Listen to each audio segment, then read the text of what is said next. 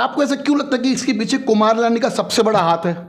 दिया है मुकेश वाधवा को ताकत दिया है जो हर दिन कुमार इलानी जी ने वो बड़ी जिम्मेदारी के साथ बोल रहा हूँ कि वो मुझे कोई बड़े आपराधिक में फंसा के मुझे जेल भेजने की तैयारी कर रहे हैं। कुमार इलानी को भ्रष्टाचार के आरोप लगे हैं, तो क्या लगता है कि इस बार पब्लिक उनमें वो विश्वास दिखा के वोट कर पाएगी? क्योंकि आप तो उसी पार्टी से रिलेटेड हो। नहीं, आप तो शहर में लोगों के पास जा रहे हो। इलानी जी को टिकट मिलेगा तो हार जाएंगे वो।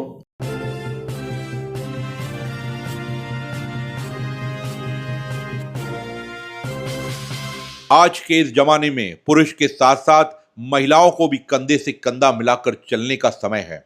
आज जिस परिवार में पुरुष व महिला दोनों मिलकर कार्य करते हैं, काम करते हैं, वो परिवार आगे अच्छी तरह से चलता है, उन्नति करता है, तरक्की करता है और अपने भविष्य को संवारता है। इसी बात को देखते हुए शहर की महिलाओं के लिए सावित्रीबाई फुले महिला प्रशिक्षण केंद्र, यह सावित्रीबाई महिला प्रशिक्षण केंद्र उल्लासनगर 3 के आनंद नगर फर्स्ट गेट पर परिसर में जो पुराना एमजीपी का प्लॉट है, पुराना एमजी का भूखंड है, वहां पर बनाया जाएगा।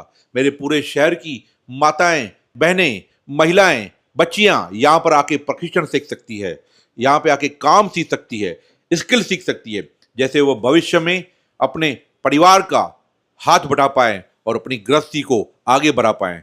तो उल्लासनगर 3 के first gate, Anand Nagar first gate के पास एमजीपी के ग्राउंड के ऊपर सावित्रीबाई फुले महिला प्रशिक्षण केंद्र है। महालक्ष्मी सेल्स, शिवाजी चौक, उल्लासनगर। उल्लासनगर में इलेक्ट्रॉनिक्स का वन स्टॉप स्टोर, जहां पर आपको मिलती हैं बेस्ट डील्स।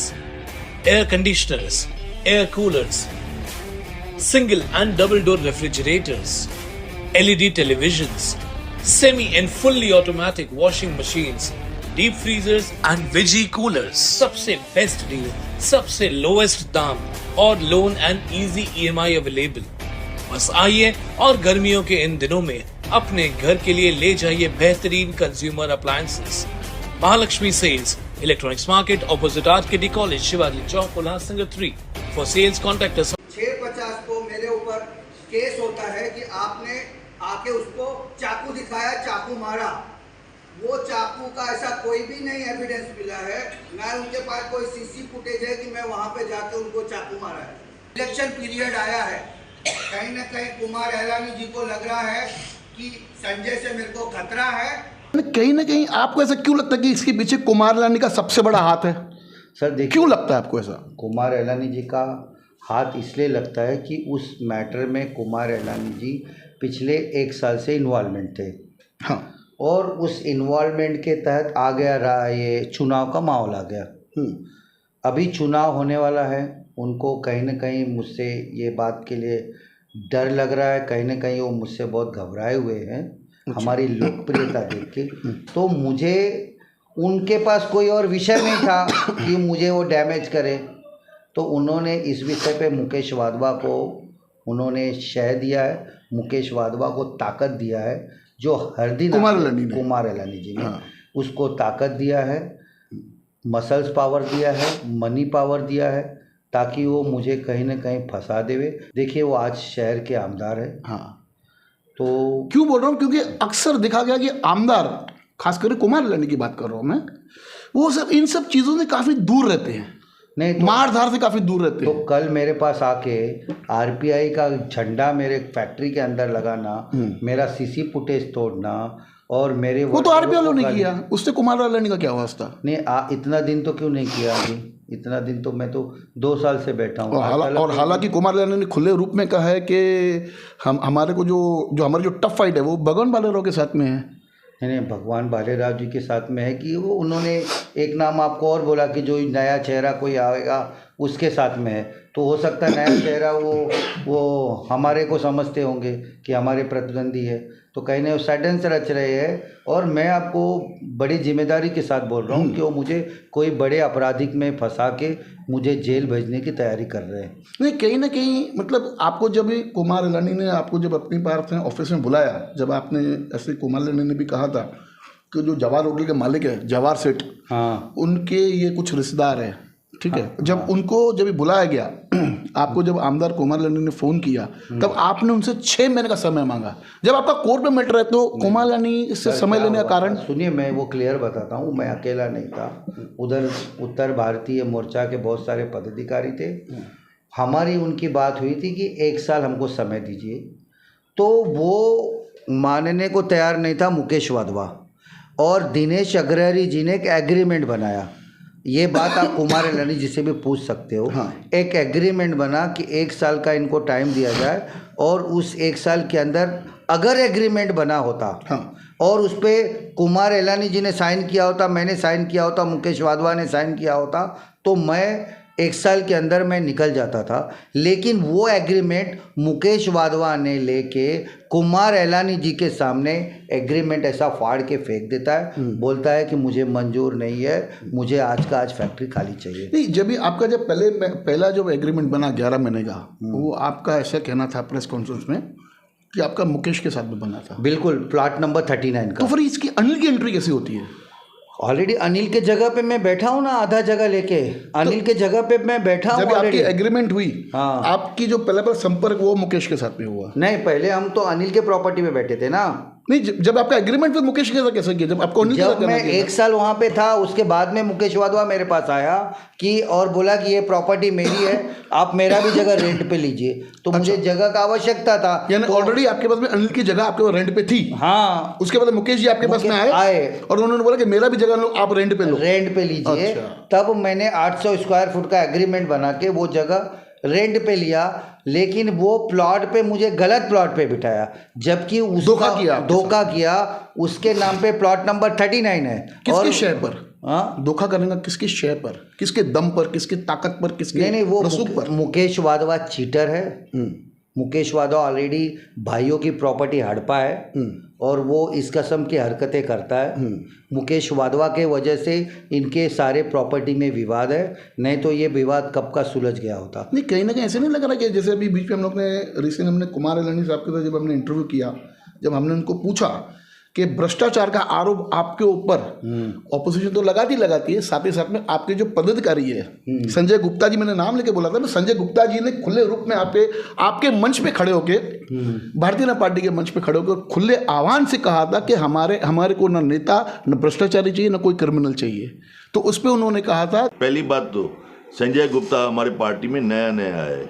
हाँ, ऐसा नहीं कि उसको प्रोटोकॉल ही मालूम नहीं है।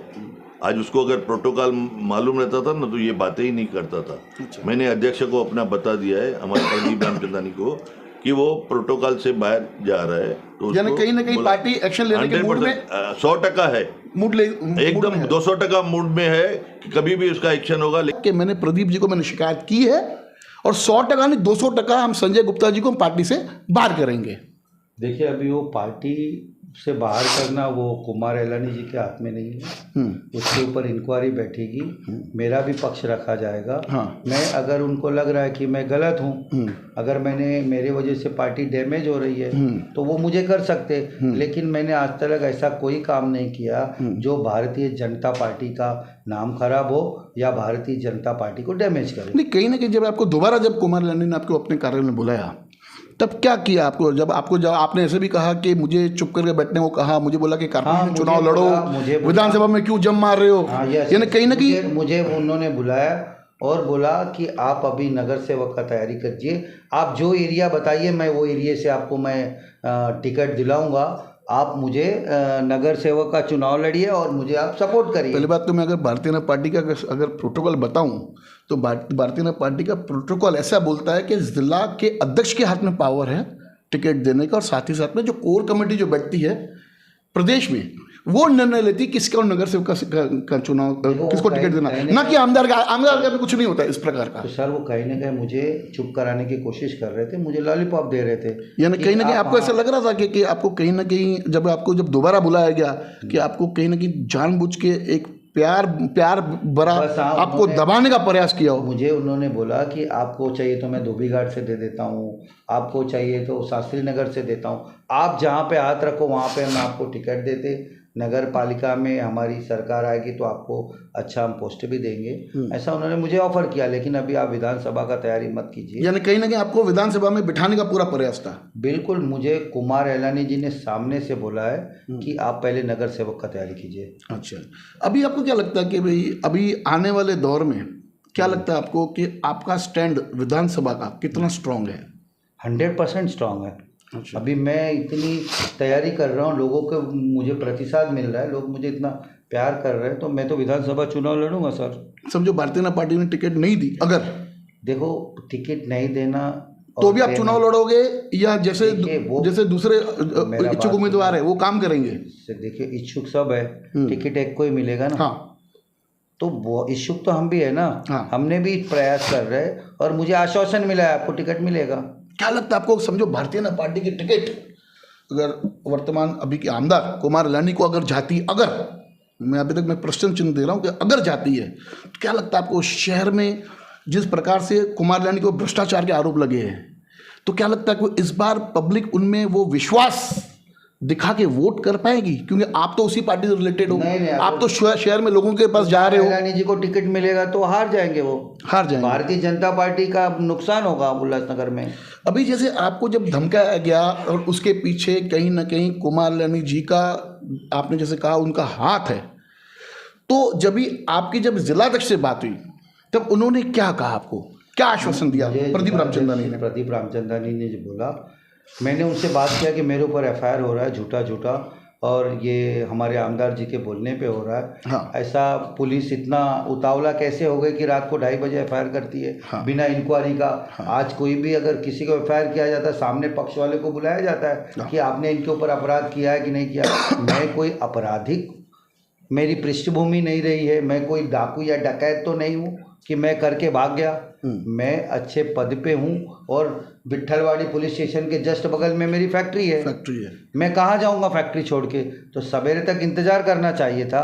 अगर मेरे ऊपर एफआईआर करना है तो मेरा भी पक्ष सुनना चाहिए था। आपको प्रदीप जी ने ऐसा कहा कि हमें आपको अपने वरिष्ठों के पास लेके चलना? बिल्कुल, प्रदीप जी ने, जैसे मंत्री रविंद्र चौहान साहब, देवेंद्र फडणवीस साहब, मुझे पूरा सहयोग मिल रहा है। हाँ। और मैं प्रदीप जी ने मुझे बोला है कि आपके साथ अन्याय नहीं होने दूंगा।